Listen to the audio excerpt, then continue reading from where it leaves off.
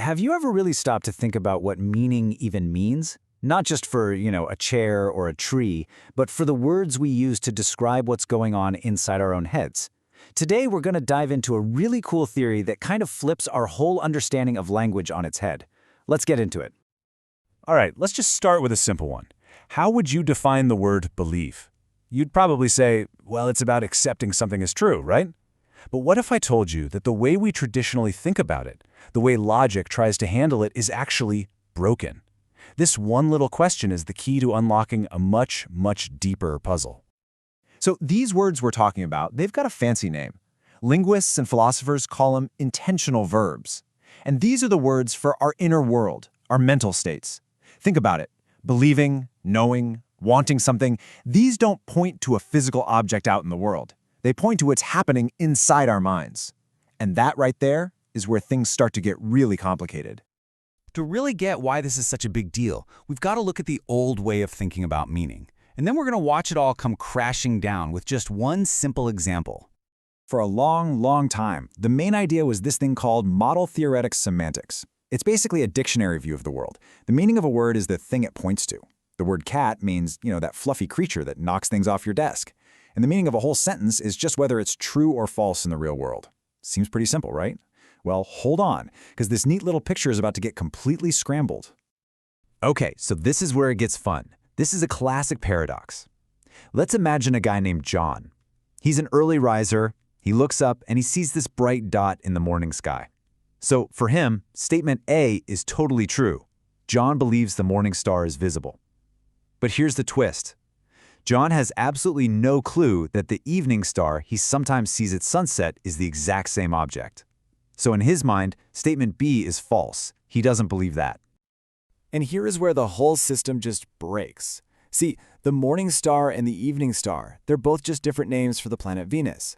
So according to that traditional point to an object view, you should be able to just swap the names without changing the truth of the sentence, right? They refer to the same thing. But you can't. John's belief completely blows that idea out of the water. That simple definition of meaning just falls apart when it comes to what's happening inside our heads. So, if meaning isn't just what a word points to, then what on earth is it? Well, there's a new perspective that says, hey, maybe we should stop looking at what it points to and start looking at how we actually use the word.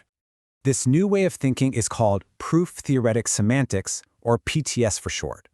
And it's a game changer. It says a word's meaning isn't some entry in a dictionary. It's its job. It's the set of rules that tell us how to use that word when we're reasoning. What can you infer from it? And when are you even allowed to use it in the first place? And this is the perfect way to think about it.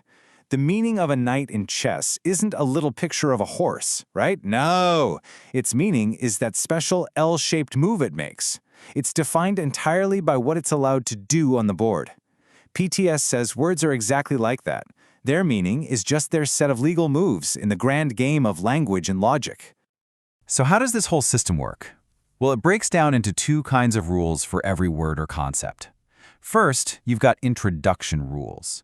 These are basically the requirements for using a word. What do you need to show to be able to say it? Then you have elimination rules. This is the flip side. Once you've said it, what can you then conclude from it?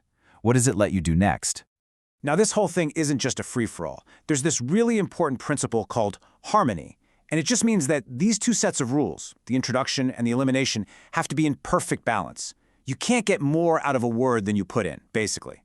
It's what keeps the whole system of logic from going off the rails. Okay, so that's the theory, a new system based on rules of use. But how does this actually fix our problem with John and his confusion about the planet Venus? This quote really nails it. It says that co-referential expressions, that's just a fancy way of saying two words for the same thing, cannot always be substituted salva verite, and salva verite just means while preserving the truth. So basically, you can't always swap out names for the same object and expect the sentence to still be true, especially, and this is the key, when you're talking about someone's beliefs. And the solution that proof theoretic semantics gives us has another one of those big words, hyperintentionality.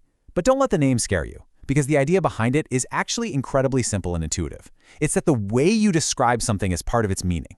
For John, the morning star has its own rulebook. It's the thing you see at dawn. The evening star has a totally different rulebook. It's the thing you see at dusk. In his brain, they are two separate concepts with two separate jobs, and PTS is smart enough to respect that distinction. It gets how our minds actually work.